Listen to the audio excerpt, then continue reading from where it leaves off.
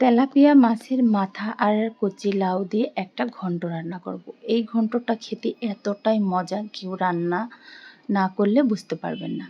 আসসালামু আলাইকুম, আমি রুমানা নতুন আরেকটি রেসিপি নিয়ে চলে এসেছি। এই তো এগুলো মাছ, তেলাপিয়া মাছ আর মাথা আমি একসঙ্গে ধুয়ে পরিষ্কার করে নিয়েছি। আর এখানে একসঙ্গে এখন ভালো করে হলুদ, লবণ, মরিচের গুঁড়ো দিয়ে মেখে নিব। আর এদিকে আমি লাউটা কেটে নিয়েছিলাম। মাশাআল্লাহ, লাউটা একদমই কচি ছিল, দেখতেও অনেকটাই সুন্দর ছিল। এই তো প্যানের মধ্যে তেলটা দিয়ে দিয়েছি। গরম হওয়ার পর এখানে মাথাগুলো দিয়ে আমি ভালো করে উল্টিয়ে পাল্টিয়ে ভেজে নেব।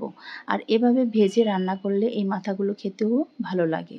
আর এই মাথা ভেজে কিন্তু লাউয়ের ঘন্টটা রান্না করব। এই তো ভেজে নেওয়ার পর একটি প্লেটে তুলে নেব। তো ভাজা কিন্তু সম্পূর্ণ শেষ। এখন আমি একটি প্লেটে তুলে নিয়েছি।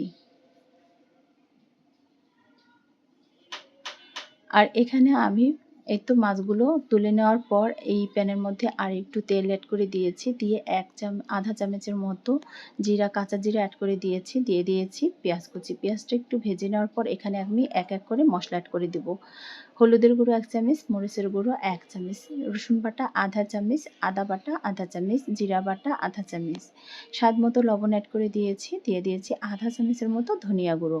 এরপর মশলাটা সুন্দর করে কষিয়ে নেব। কষানোর জন্য এখানে একটু পানি অ্যাড করে দিয়েছি, তা না হলে কিন্তু মশলাটা পুড়ে যেতে পারে। পানি দিয়ে মশলাটাকে সুন্দর করে কষিয়ে নিতে হবে। এই তো কিছু ফালি করা কাঁচামরিচ অ্যাড করে দিয়েছি। দিয়ে তেল ছেড়ে দেওয়া আগ পর্যন্ত মশলাটাকে কিন্তু কষিয়ে নিয়েছিলাম।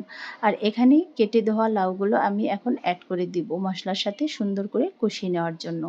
এই তো মশলার সাথে লাউগুলোকে একটু ভালো করে উল্টিয়ে পাল্টিয়ে এভাবে কষিয়ে নিব। আর ঢাকনা দিয়ে এখন ঢেকে দিব। তো এই তো ঢাকনা দিয়ে ঢেকে দিয়েছিলাম, অনেকটাই কিন্তু পানি ছেড়ে দিয়েছে। এই পানিটা দিয়ে লাউগুলো ভালো করে কষিয়ে নেব।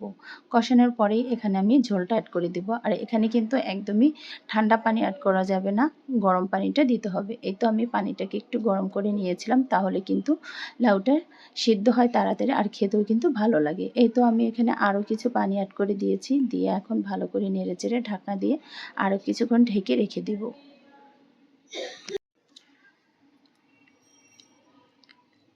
এই তো এখন আমি ঢাকনা দিয়ে ঢেকে দিয়েছি। আর বলক চলে আসার পরেই এখানে ভাজা মাছের মাথাগুলো অ্যাড করে দিব। এই তো বলক চলে আসছে, এখন একটু নেড়েচেড়ে এখানে আমি মাছ আর মাথাগুলো ভেজে রেখেছিলাম, ওগুলো আমি এখানে দিয়ে দেব। তো এখন এখানে মাথাগুলো দিয়ে আরও কিছুক্ষণ সুন্দর করে লাউটাকে রান্না করে নিব।